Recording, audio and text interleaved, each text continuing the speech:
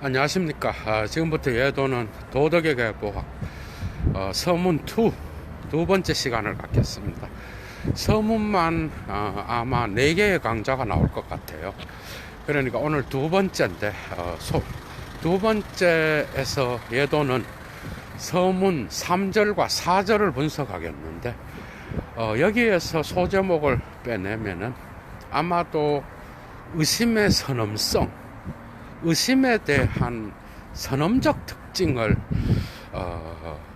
니체가 이야기하고 있는데, 야, 정말 엄청난 게 들어 있습니다, 여러분. 그래서 여도가 오늘은 3절과 4절을 분석하면서 의심의 선엄성에 관하여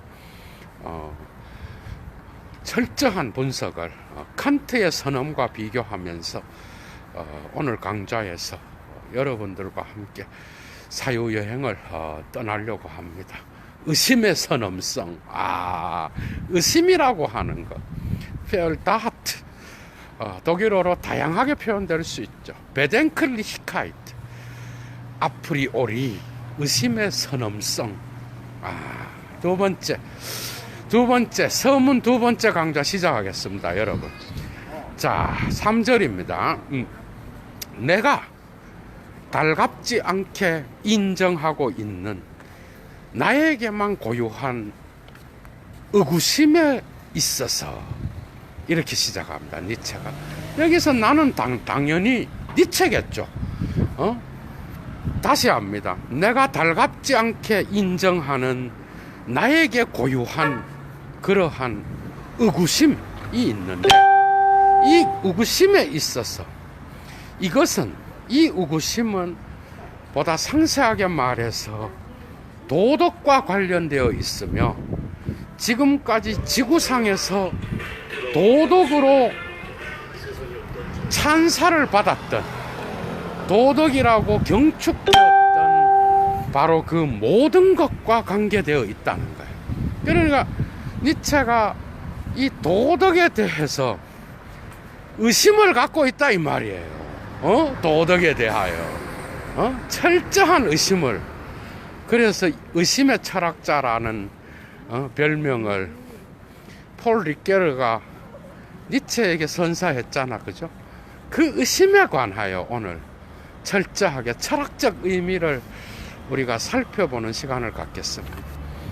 자, 근데 또 여러분들이 이 원문을 보면 탁월합니다. 이 아인을 베덴클리히카이트, 바로 그 의구심을 또 쓰고 있어. 어떤 의구심인가 하면은 벨셔 인 마이넴 레벤 조 프리 조 운 아우프 게폴덜트 조 운 아우프 할트잠 조 인 비덜슈프루후 게겐 umgebung 알털 바이슈필 헤얼콤프트 아우프 트라트, 이렇게 시작하고 있어.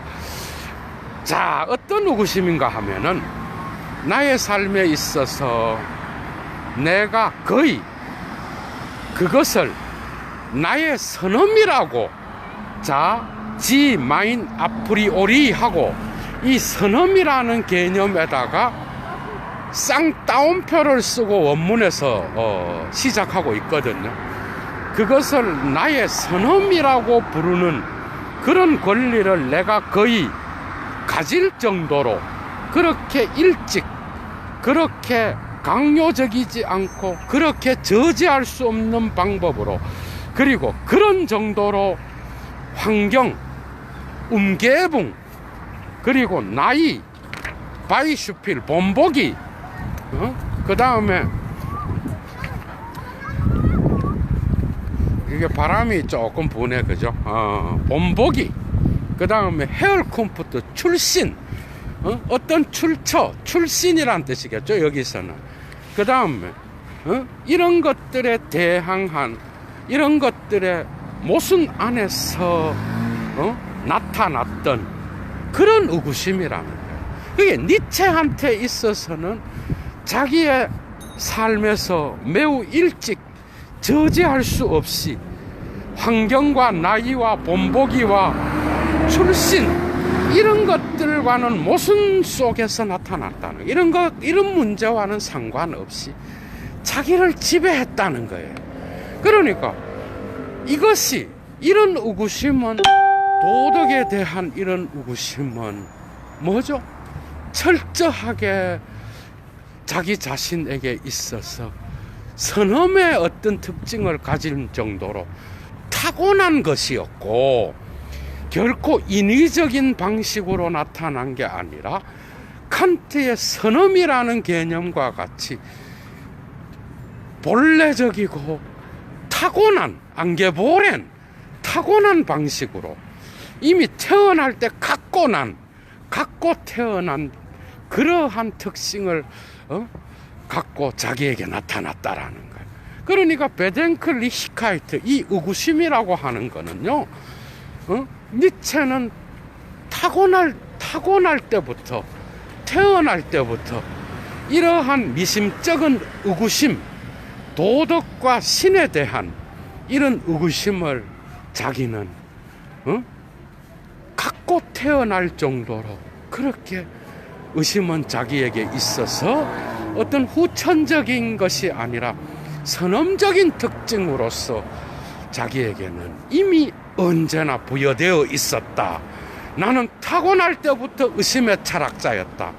야, 이런 뜻입니다, 여러분. 선험이라는 게 뭐야? 칸트한테서 선험이라는 건 경험 이전에 있었다는 거예요. 경험하고 상관없이 경험을 조건 지어주는 거였다는 거야. 칸트를 잘 알아야 됩니다, 여러분. 이 니체의 도덕의 계보학을 알려면. 그러니까 순수 이성 비판에서 선험이 뭐야? 선험은 감각적인 직관 형식이야. 시간과 공간이야. 그리고 오성의 범주야. 12가지 범주의 판단 형식이야. 이런 것들이 미리 있고, 이런 선험적 종합 판단이 가능하게 하는 그러한 조건이었어. 그러니까 내가 경험적으로 만들어낸 게 아니야. 그죠? 우리가 타고날 때부터 갖고 있는 그런 특징이라는 거야. 이 선험은 내 인식적인 감각, 직관과 오성과만 관계된 게 아니라, 칸트는 또한 물 자체와 현상을 나누면서 뭐죠? 우리 인식 바깥에 있는 자연세계 속에서도 원인과 결과를 추론해낼 수 있는 그런 형식들이 존재한다고 봤다는 거예요. 이해가 되죠? 이런 선험은 칸트가 직관과 감각, 직관과 오성에 부여했던 그런 형식들처럼 니체한테서는 의심이 바로 이러한 자기한테는 선험적 특징이었다는 거예요. 야, 여러분, 저는 이 강좌를 하면서 도스토예프스키가 떠오릅니다.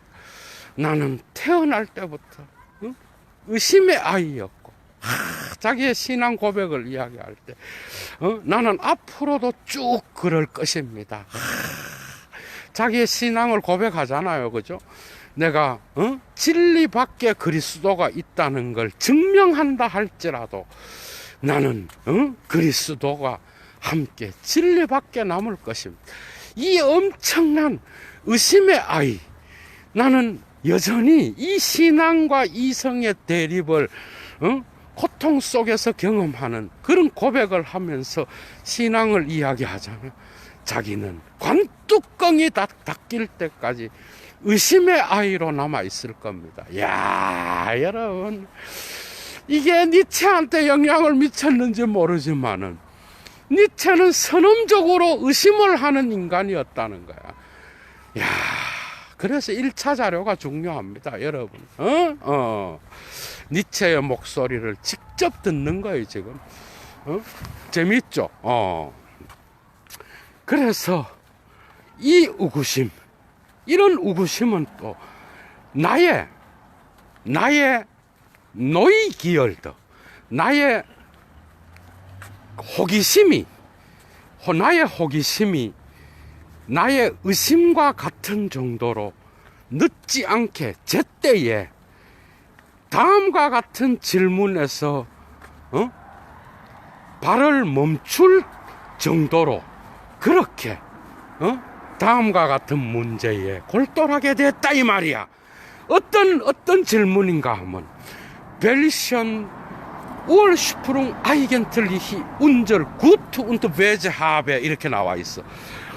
자, 우리의 선과 악은 도대체 어떤 근원을 갖고 있는가? 줄 빡빡 치십시오. 도덕의 계보학의 주제라고 할 수 있어. 우리의 선과 악은 도대체 근원이 뭘까? 기원이 뭘까? 여기에 대해서 칸트는 뭐죠? 정언명법으로 가고 신을 요청했지만은 니체는 이것을 거부한다는 거예요. 이 기원을 파헤쳐야 된다. 이 기원에 대한 의심이 니체한테서는 어릴 때부터 존재했다라는 거예요. 야, 이 기원, 우얼슈프룽 독일어로 나중에 헤얼콤프트라고 하는 출처라는 단어랑 번갈아 가면서 사용됩니다. 이 근원, 기원, 이게 도대체 뭘까? 선악의 기원이 뭘까? 신을 요청하고 정언명법을 이야기하는 게 아니라 인간이 만들어낸 게 아니냐는 거야. 이해가 돼요? 인간이 만들어낸 거지. 무슨 보편 법칙 이런 게 있어서 정언명법이라는 이런 형식을 과연 보편적으로 부여할 수 있겠느냐, 이런 의심을 갖고 니체는 도덕의 계보학을 시작하고 있다라는 거예요, 여러분. 엄청 재미있죠. 계속합니다. 자, 실제로 이미 나에게 13살의 소년이었던 나에게 Das Problem vom Ursprung des Wesens nach, 악의 기원, 악의 근원에 대한 문제가 13살 소년이었을 때에 자기를 따라다녔다는 거야, 니체는. 이 악의 기원이 뭘까? 악의 기원의 문제가 니체의 소년 니체, 13살의 니체 때부터 자기의 그러한 이성을 괴롭히는 그러한 문제로서 니체를 따라다닐 정도로 그렇게 니체는 이 문제로 고통스러워했다라는 거예요. 이때부터 그는 도덕의 기원에 관하여 의심하기 시작했다라는 거예요. 계속 나갑니다. 그래서 이 악의 기원의 문제에 있어서 여기서 나는 다 니체입니다. 나는 사람들이 절반은 어린 아이의 놀이를 하고 절반은 마음에 신을 두었던 그 나이. 여러분 어렸을 때 마음속에 엄마가 가르쳐준 대로 내 마음속에 신을 두고 신에 대한 신앙을 고백하잖아요. 그죠? 그런 것처럼 니체도 이런 시기가 있었다라는 거예요. 예도가 강의를 4개 열어놨는데 예수와 니체라는 그 강좌 4개를 보면 니체의 어린 시절 그 시절과 연관된 문서들과 니체의 고통을 여러분들이 들을 수 있습니다. 그걸 참고하시고요. 자, 그래서 이러한 나이대에 나의 최초의 문학적인 어린 아이의 놀이, 문학적인 놀이, 나의 최초의 철학적인 습작, 독일어로 슈라이프 위붕, 글쓰기의 연습, 어린 시절에 그러한 습작을 그죠? 나는 이러한 악의 기원의 문제에 할애했다라는 거야. 이해가 되죠? 그 악의 기원이 도대체 뭘까? 그 우리는 어떻게 생각해? 악은 마귀가 뭐 있어갖고 뭐 이래 설명하잖아요. 이거 아니라는 거야. 이렇게 나가는 거 아니라는 거야. 이런 거 말고 뭐 귀신을 불러들이고 악마를 불러들이는 그런 거 말고 인간의 관점에서 인간학적으로 분석해 보자는 거야, 니체는. 그리고 나의 그 당시에 이 문제의 해결책과 연관하여 이 문제는 뭐야? 악의 기원에 대한 문제. 악의 출처와 근원에 대한 문제 있죠. 이 문제의 해결책과 연관하여 그 당시에 나는 그것이 정당한 정도로 신에게 영예를 주고 신을 악의 아버지로 만들었다는 거예요. 그러니까 신은 악의 근원도 되고 선의 근원도 된다라는 거예요.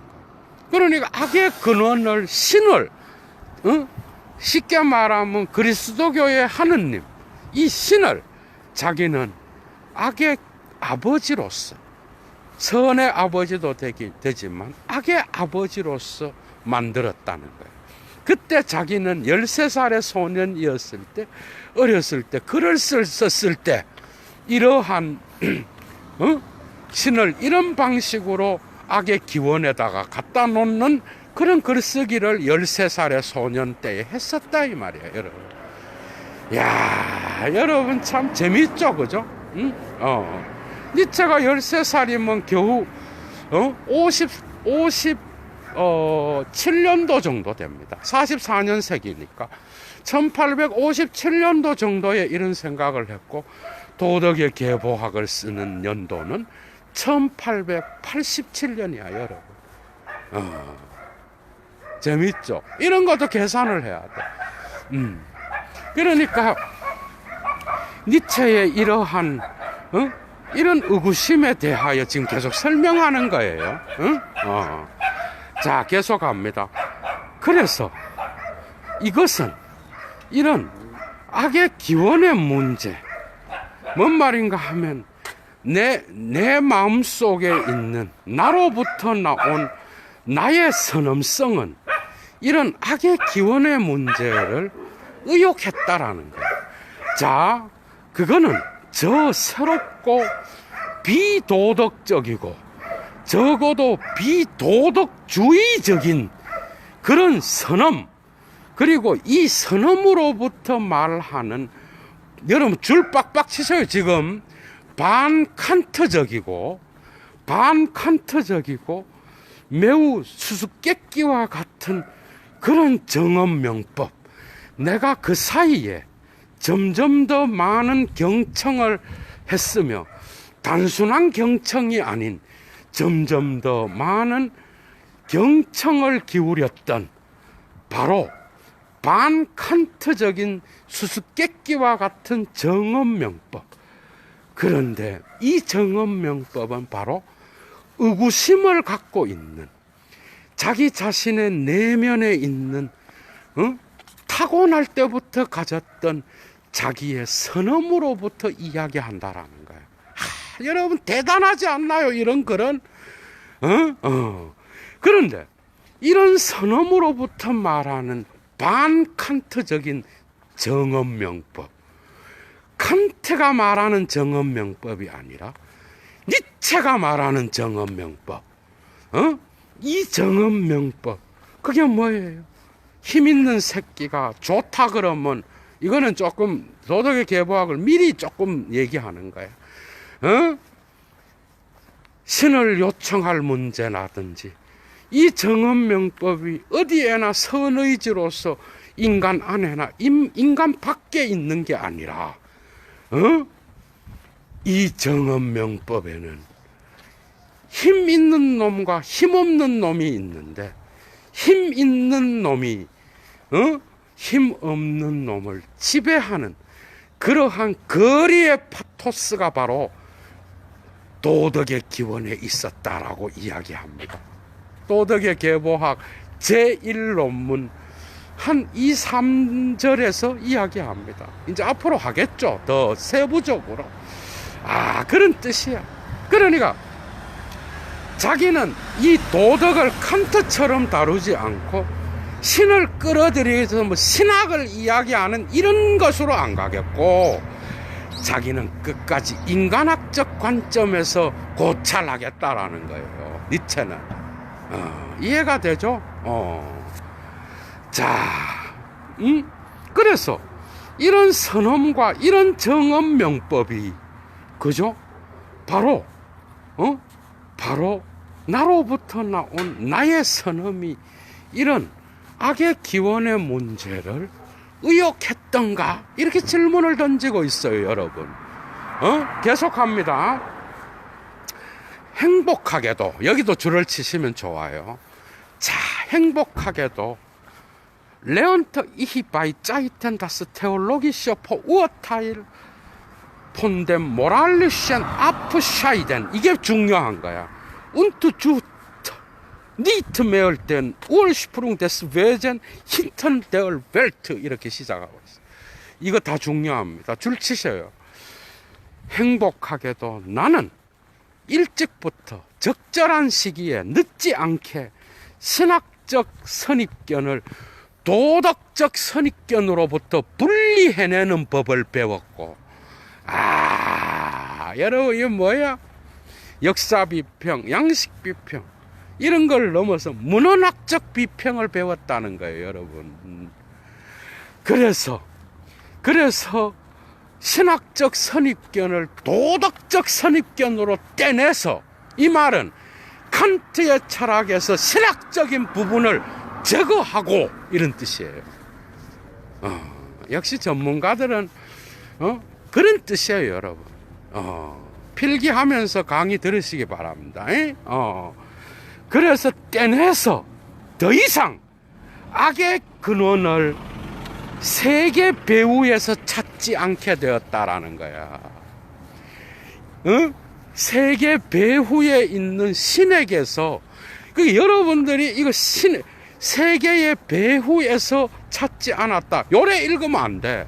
세계의 배후에 있는 신에게서 악의 기원의 문제를 찾은 게 아니다. 바로 세계 자체에서 자기는 악의 근원의 문제를 찾았다라는 거예요. 이해가 되죠? 그래서 이런 칸트의 형이상학적인 부분들을 자기는 해체하여 철저히 인간학적인 관점에서 이 도덕의 기원의 문제를, 의구심을 가지고 이러한 형이상학을 없앤 다음에 자기는 철저히 사회학적, 인간학적, 인류학적 관점에서 해체하겠다라는 거야. 이해가 되죠? 이렇게 나가는 거예요. 자, 이것도 줄 치십시오.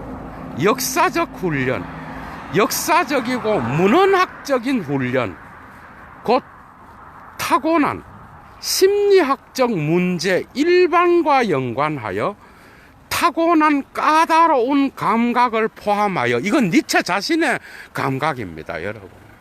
여러분, 니체는 대단한 심리학적 문제에 대한 탁월한 감각을 갖고 있었어. 그걸 포함하여 에트바스 히스토리쇼 운트 필롤로기쇼 슐롱, 역사적이고 문헌학적인 훈련, 이것은 곧바로 시간이 얼마 지나지 않아서 나의 문제를, 요걸 의역하면은, 마인 프로블렘이 뭔가 하면은 자기의 어렸을 적의 악의 기원의 문제를 또 다른 문제로 변형시켰어. 그게 악의 기원을 니체는 어렸을 때는 바로 신으로 악의 기원의 문제를 신의 아버지 하느님, 이런 개념으로 갖다 붙였는데, 이제는 다음과 같은 다른 문제로 자기가 문헌학을 공부해 보니까 이젠 다른 문제가 되었다, 이 말이야. 그게 뭔가 하면은 봅시다.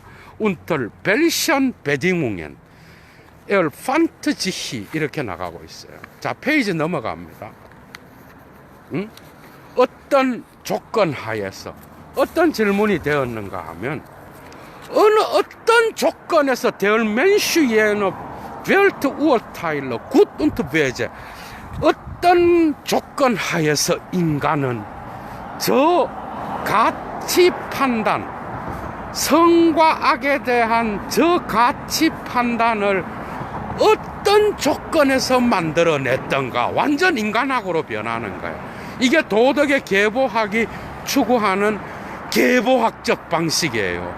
이 계보학적 방식에서 미셸 푸코가 다 갖고 갑니다, 여러분.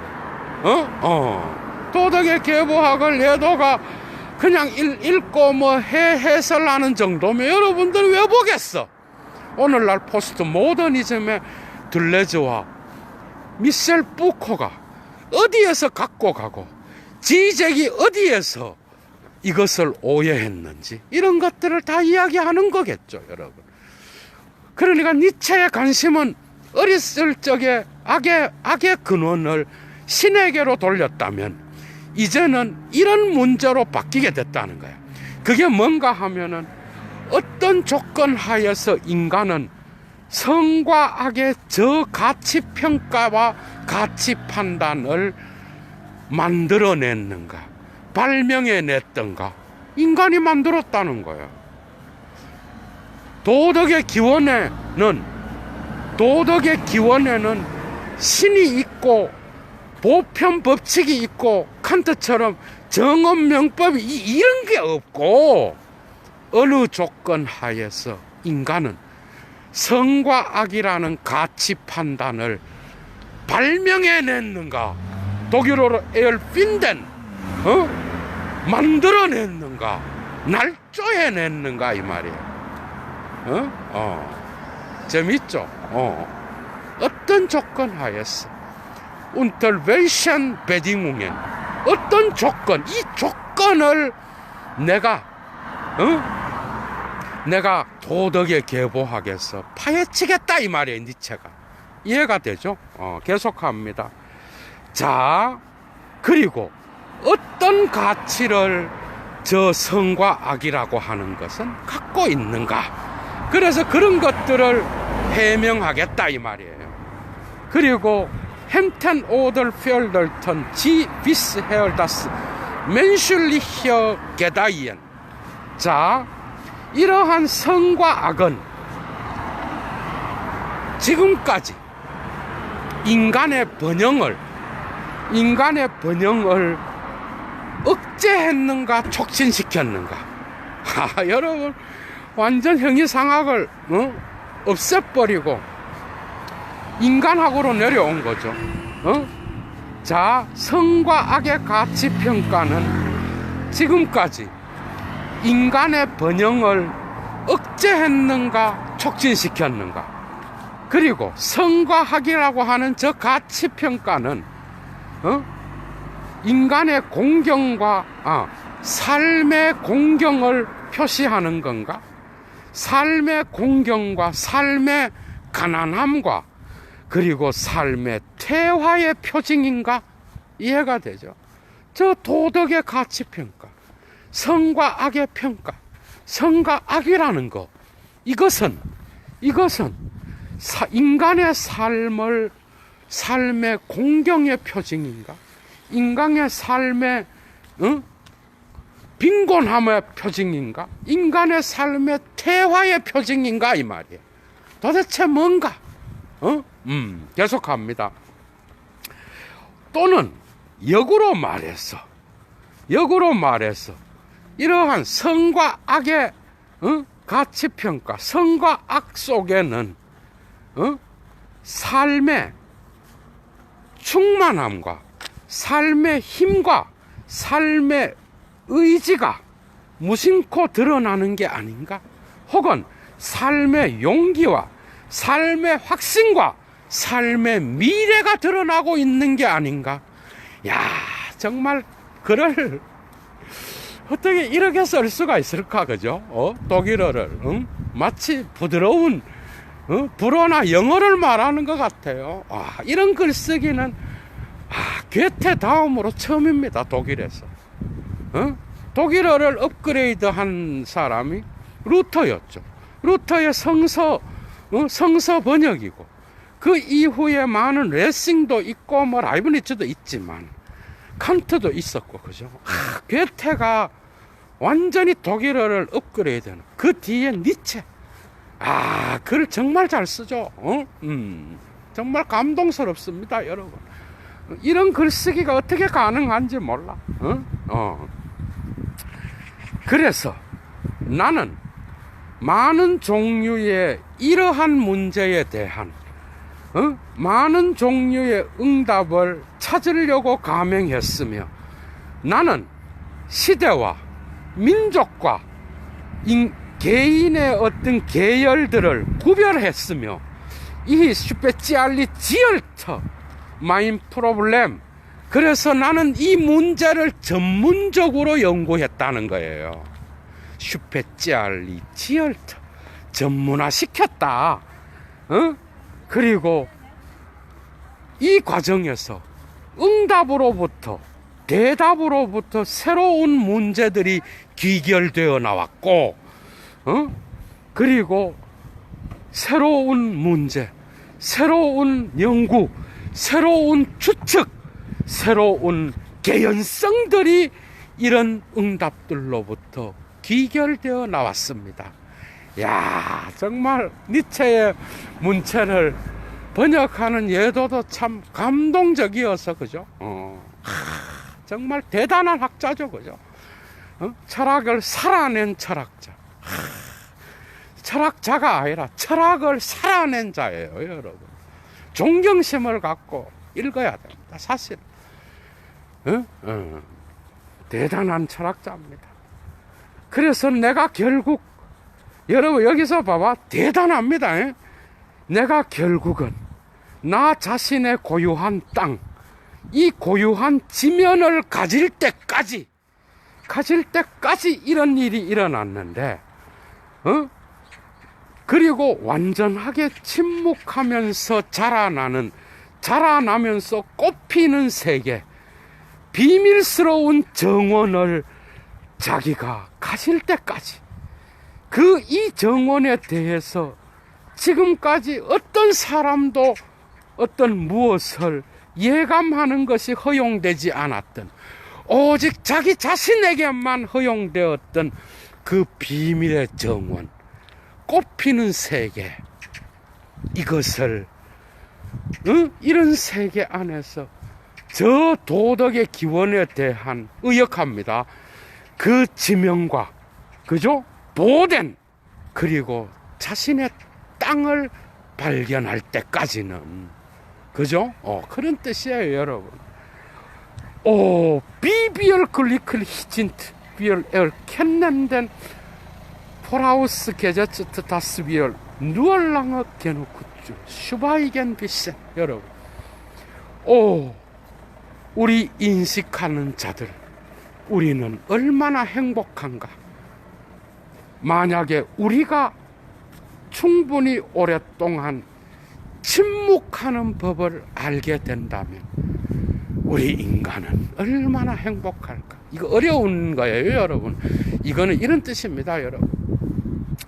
이건 어떤 뜻인가 하면은, 내가 지금까지 이 도덕의 계보학에 대한 도덕의 기원을 칸트와 다르게 의구심을 가지고 내가 연구해 보니, 지금 마침내 이것을 알 수 있는 새롭고 비밀스러운 정원, 나 자신만의 땅을 얻게 되었는데, 이 땅을 얻기까지 나는 침묵하고 연구하고 사유하고, 나는 침묵하는 법을 알게 되었고, 그 침묵의 오랜 기간, 오랜 사유의 기간을 지나서 나는 지금 비로소 마침내 여러분들에게 저 도덕의 기원의 비밀을 여러분들에게 알려드리게 되었습니다, 이 말이야.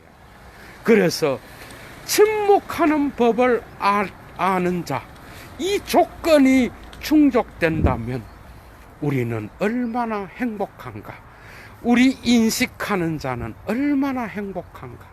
여러분, 이렇게 끝나고 있습니다. 재밌죠? 이게 바로 니체예요, 여러분. 1차 자료에 대한 니체가 직접 쓴 글이 아니라면 도무지 니체를 이해할 수 없는, 이 니체 1차 자료 강좌가 예도 TV에서 진행되고 있습니다, 여러분. 정말 의심의 선엄성, 정말 무섭죠, 여러분. 칸트가 선엄을 이야기했는데 그 선엄은 자기에게는 의심이라는 거예요, 의심. 야, 정말 어떻게 이런 말을 할 수 있는지. 4절로 넘어갑니다. 벌써 4절이에요, 여러분. 3절이 끝났습니다, 여러분. 4절. 자,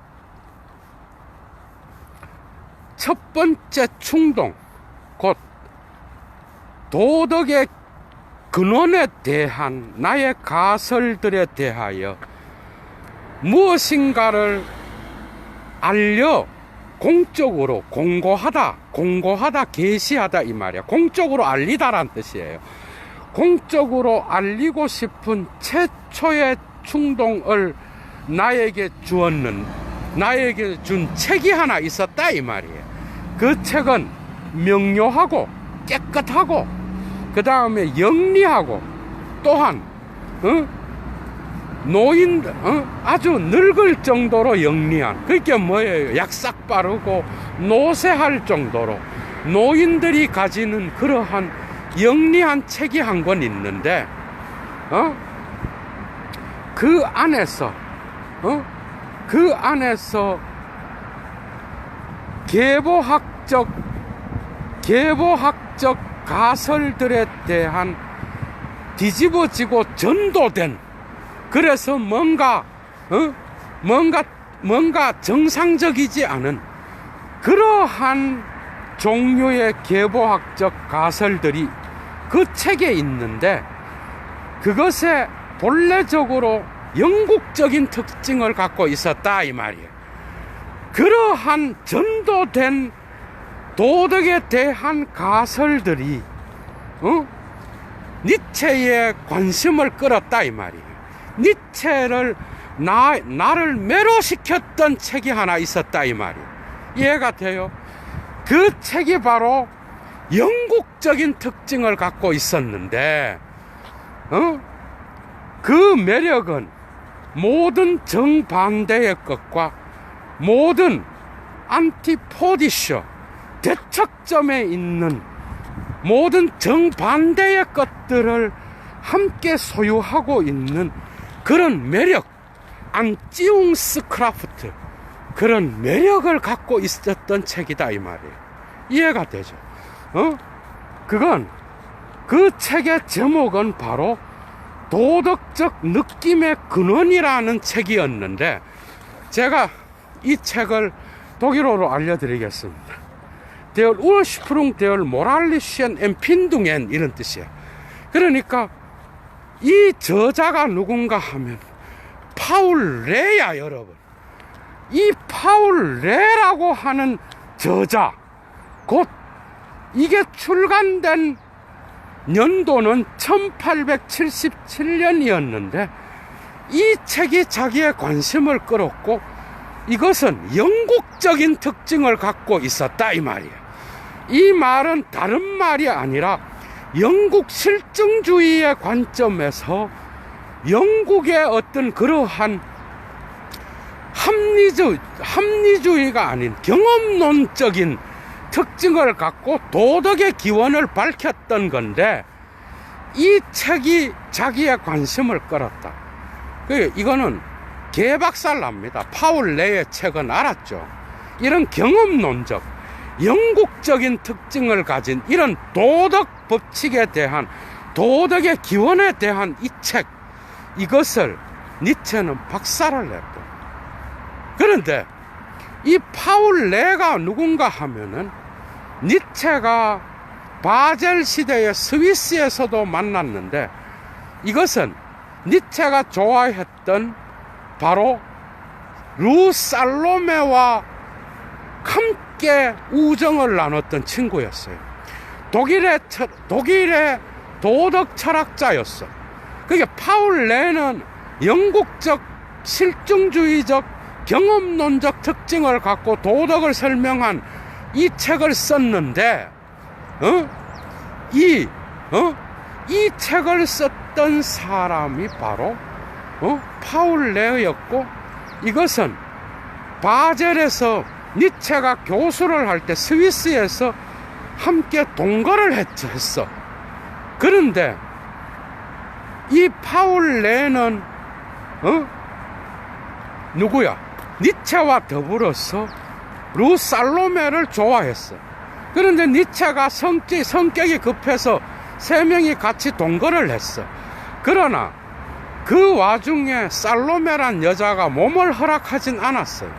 그래서 두 사람 중에서 어떤 사람을 선택하느냐, 이러한 줄다리기가 있었는데, 성질이 급한 니체가 먼저 연애 편지를 썼고 루살로메는 니체를 거부하게 했어요. 그래서 니체를 떠나서 파울 레랑, 그죠? 함께 도망을 간다고. 근데 파울 레도 버린다고. 그래서 루살로메가 안드레아스라는 남자랑 결혼을 해. 26살 때. 그래서 파울 레는 자살을 해버려요. 이런 스토리가 있어. 니체랑 거의 비슷하게, 니체보다 5살 많은데 파울 레가, 니체가 1900년도에 사망을 하고 파울 레도 그 다음 해에 죽어버려. 그러니까 니체로부터 도망쳐서 파울 레랑 우정을 계속 이어가다가 결혼은 안드레아스라는 남자랑 해버려. 그러니까 파울 레가 뭐죠? 루살로메랑 헤어지면서 외로워서 자살해버려. 그런 인물이에요, 어쨌든. 그런데 이 파울 레를 니체는 지금 언급하는데, 자기를 흥미롭게 도덕에 대하여 언급하는 그 책이 상당히 흥미로운데, 그 책의 방법은 영국적인 특징을 갖고 있었고, 자기는 이걸 거부하겠다 이 말이야. 그 정도까지 합시다.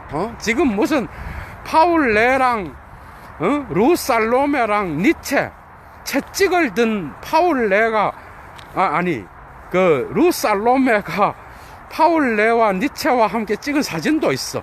하여튼 지금 그런 것들을 갖고 계속 시간을 낭비할 수는 없고요. 예도가 나중에 거기에 대해서 강좌를 한 번 더 하려고 합니다, 여러분. 오늘은 우리 소르본느 형님께서 또 오랜만에 또 참여해 주셔서, 제가 그리고 또 존경하는 우리 오세훈 형님께서 또 들어오셨고, 또 몇 명이 오셨는데 제가 뭐 이름을 잘 안 부르지만 오늘은 제가 한번 언급했습니다. 자,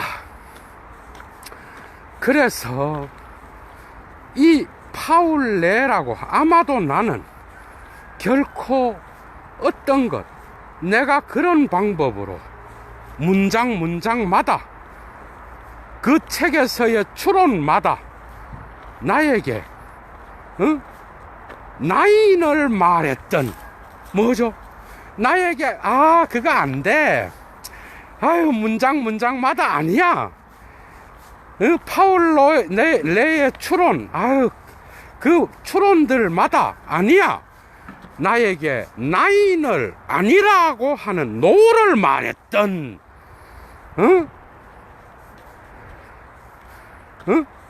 그런 어떤 것을 아마도 나는 옛날에 읽어본 적이 없었다 이 말이야. 뭐야? 최악의 책이었다 이 말이에요. 아유, 비까도 어떻게 이렇게 비꼬면서 글을 씁니까? 자기한테는 최악의 책이었다 이 말이에요. 이 파울 레가 이제 도덕의 계보학 본문, 서문 말고 본문의 1논문에 한 초반부에서 박살나요. 하여튼 그때 가서 조금 더 상세하게 강의를 열겠습니다. 그러나 완전하게 불쾌하거나 성급한 짜증과 불쾌와 그리고 성급한 조바심을 내는 그런 마음은 갖지 않고 자기 자신에게 거부 반응을 일으켰던 책이었다 이 말이에요. 요거는 약간 좀 파울 레에 대한 또 약간의 격식을 갖춘 건데, 어쨌든 독특한 글쓰기로 니체의 냉소와 니체의 어떤 신랄함을 볼 수 있는 글들이죠, 그죠? 계속합니다. 자, 그래서 내가 그 당시에 연구 중이었던 앞에서 언급된 이 작품에서 나는 때때로 그리고 자주 저 책의 문장들과 관계를 맺었고 파울레의 책을 이야기합니다. 그러나 나는 그 책의 명제들을 반박하는 방식으로 관계를 맺은 게 아니야. 내가 반박을 통해서 무엇을 얻을 수 있으리요? 바스 하탑의 이힘 및 위들 레궁엔 슈샤펜 이렇게 나와 있어. 내가 반박을 통해서 무엇을 얻을 수 있으리요? 반박하는 방식이 아니고 긍정적인 그러한 정신에 주어지는 것과 같이 어떤 방식인가 하면은 비개연적인 것의 자리에 보다 개연적인 것을 두고 상황에 따라서는 실수의 자리에 또 다른 실수를 두는 그런 방식으로 파울레의 명제와 문장들과 관계를 맺고 있었다 이 말이에요. 그래서 읽으면서 비개연적인 것 자리에다가 보다 더 개연적인 것을 집어넣고 어떤 실수의 자리에다가 또 다른 실수를 넣으면서 그 책을 읽으면서 자기가 도덕의 계보학에 대한 자기 자신의 논증을 정리했다 이 말이에요. 그래서 이 책은 정말 아니구나, 아니구나 하면서 자기의 도덕의 근원에 대한 생각을 자기 방식대로 파울레를 거부하고 자기 방식대로 정리했는데 그게 바로 도덕의 계보학이다 이 말입니다, 여러분. 자, 그 당시에 나는 말해진 바와 같이 처음으로 저 출처의 가설들 헤얼쿰프츠 히포테젠이라고 나와 있는데 저 출처의 가설은 뭐예요? 도덕의 기원의 가설들, 저 가설들을 나는 밝게 해명하려고 했고 이 논문은 바로 그런 출처의 가설들을 밝히는 쪽에 모두 다 할애되어 있는데, 그러나 나는 별로 솜씨가 없이 그렇게 했다 이 말이에요. 옛날의 작품을 이야기하는 거예요. 그러니까 자기가 그 도덕의 기원의 출처에 관하여 해명을 하는데 그 당시에, 지금 말고 그 당시에 관심이 있었는데 그런 것들을 중요합니다. 밋 웅게 쉬크 뭐예요? 솜씨가 좋지 않고 뭔가 솜씨 없음, 그러니까 뭔가 엉성하게 뭔가 이게 좀 제대로 되지 않게 그렇게 자기가 도덕의 출처의 가설들을 밝히는 일에 기여했다 이 말이야. 그것은 바로 도덕의 계보학에서가 아닌 이전 작품들에서 그렇게 했는데, 이제 이전 작품들의 어디에서 도덕의 계보를 쓰기 이전에 도덕의 출처에 관하여 악의 기원, 그 다음에 선과 악의 가치 판단의 기원에 대하여 이전 작품에서 솜씨 없이 다루었는데 그런 것들을 이제 이야기합니다. 니체가 또. 자, 계속 합니다. 내가 나 자신에게 결국 감추고 싶은 건데 부자유스럽고 또 이러한 고유한 문제에 대한 어떤 나 자신의 고유한 언어도 없었으며, 또한 많은 종류의 동료가 있었고 많은 종류의 리펠리카이트, 많은 종류의 어떤 뒤로 떨어짐이 있었다라는 거예요. 뭔가 진보가 없이 엉성하게 출처에 대하여 도덕의 계보학을 쓰기 전에 자기는 연구를 했었다 이 말이야. 그거를 이제 목록표로 보여줍니다. 니체가. 근데 이러한 것을 자기는 감추고 싶은 거였다 이 말이야. 이런 솜씨 없는 이런 것들을. 자, 상세하게 말해서 사람들 다음을 참조해라. 다음을 참조하면은 그 목록표가 나온다 이 말이에요. 내가 인간적이고 너무나 인간적인 거기에서 51페이지에서 성과 악의 이중적인 성과 악의 이중적 전 역사에 대하여 이야기했던 부분을 참조해봐라.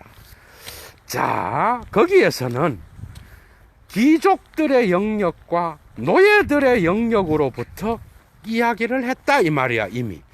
그러니까 인간적인 너무나 인간적인 해서 자기는 이미 이 도덕의 출처에 대해서 다뤘었다 이 말이에요. 그런데 뭔가 솜씨가 없었다 이 말이에요. 재밌죠? 자, 이제부터 계속 나갑니다. 또한 인간적인 너무나 인간적인의 119페이지에서 금욕주의적 도덕의 가치와 출처에 대하여 이야기를 했고, 또한 인간적인 너무나 인간적인의 78페이지에서 그리고 82페이지 그리고 인간적인 너무 인간적인 35페이지에서 인륜성에 관하여 이야기했다. 인륜의 윤리의 윤리성, 인륜성에 관하여 이야기를 했는데, 저 훨씬 더 오래되고 훨씬 더 근원적인 종류의 도덕을 이야기했다 이 말이에요. 이미 이야기되죠. 이미 인간적인 너무나 인간적인에서 이야기했다. 근데 자기가 생각해 볼 때 솜씨가 없었다. 그래서 이제부터 보다 더 세련되고 보다 더 그것보다 훨씬 더 세련된 책을 쓰려고 하는데, 그게 바로 도덕의 계보학이다 이 말이에요. 계속 나갑니다. 그런데 이러한 인간적인 너무나 인간적인 여기에 인륜의 인륜성에 관하여 설명하고 있는 이것은 바로 이타주의적인 가치평가의 방식과는 토토코엘로가 뭔가 하면 라틴어입니다. 하늘과 땅만큼 온 세계만큼 그렇게 멀리 떨어져 있는 이 말이에요. 그렇게 멀리 떨어져 있는데, 이타주의적인 가치평가의 방식과는 거리가 먼 그러한 아주 고대 인간의 최초의 인류학적인 아주 오래된 도덕을 다루고 있었다 이 말이에요. 그런데 여기에서 파울레가 모든 영국의 도덕 계보학자들과 같이 도덕의 가치 평가의 방식을 보고 있는 그런 것. 그런데 이러한 이타주의적인 가치 평가의 방식은 파울레가 따라가는 방식과 동일한데, 이런 것들은 도덕의 근원의 계보학을 제대로 파헤치지 못하는 거에 속한다 이 말이에요. 그래서 자기는 파울레와 다른 방식을 취해서 이미 인간적인 너무나 인간적인 세 곳에서 이야기를 했었다 이 말이에요. 자, 계속합니다. 또한 방랑자라고 하는 시집에서 74페이지 그리고 또한 29페이지 또 아침 노래 99페이지에서 정의의 출처에 관하여 이야기했다.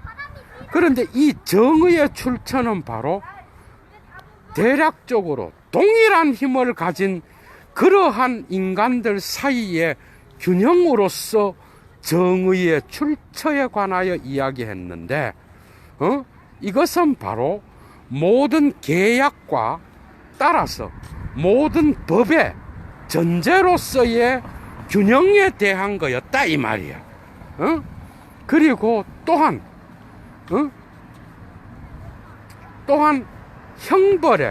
형벌의 출처 기원에 대하여서도 말했는데 이미 방랑자 25페이지 34페이지에서 자기는 이러한 형벌의 출처에 관해서 이야기했고 이런 것들은 테러리스트적인 목적이 여기에 본질적이지도 않고 근원적이지도 않다는 거예요. 그러니까 파울 레는 또한 이러한 형벌의 근원에 있어서 테러리스트적인 목적을 갖고 이러한 인류의 형벌의 기원이 있었다, 이렇게 이야기했다라는 거예요. 그런데 형벌의 기원에도 파울 레가 생각했듯이 테러리스트적인 목적이 본질적이거나 또한 근원적인 게 아니다 이 말이야.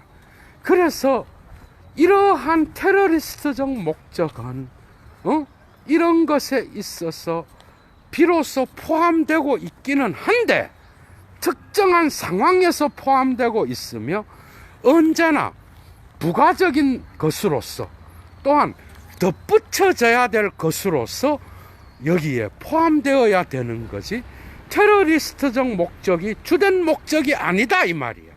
그러니까 정의의 출처라든지 그죠? 그 다음에 형벌의 기원에는 이러한 테러리스트적 목적은 부분적이고 어떤 첨가되어야 될 것으로서 봐야 되는데 파울 레는 주된 본질로서 봤다는 거예요. 자, 됐습니다. 자, 긴 시간이었어요. 이런 것들이 이미 자기는 너무나 인간적인에서 방랑자에서 아침놀에서 이전 작품들에서 도덕의 기원에 대한 이런 문제들을 다양하게 이야기를 했는데 이런 것들은 밑운계 쉬크 솜씨가 없이 다룬 것이 없고 이런 것들에 있어서 내가 솜씨 없이 다룬 이런 다양한 도덕의 출처와 근원에 대한 문제들 역시 파울 레와는 상대도 안 될 정도로 그러한 내용들이 이미 들어가 있었다 이 말이야. 그런데 나는 이제 도덕의 계보학이라고 하는 이 논문에서 자기는 이러한 이전의 작품들과는 상대가 되지 않는 엄청난 그러한 것들을 덧붙여서 자기가 이제는 도덕의 기원을 밝혀내겠다 이 말이에요. 재밌죠? 이런 방식으로 이제 도덕의 계보학은 인간적인 너무나 인간적인 방랑자 아침놀 이런 데서 이야기했던 것을 종합적으로 고찰해서 더 깊이 있게 다루어 나가겠다. 이게 바로 오늘 서문 4절에서 이야기했던 겁니다, 여러분. 재밌었죠? 오늘 강좌 마치겠습니다, 여러분. 좋은 하루 되시고요. 예도는 다음에 세 번째 서문 시간에 아마 5절과 6절을 다룰 것 같습니다, 여러분. 좋은 하루 되십시오. 추스.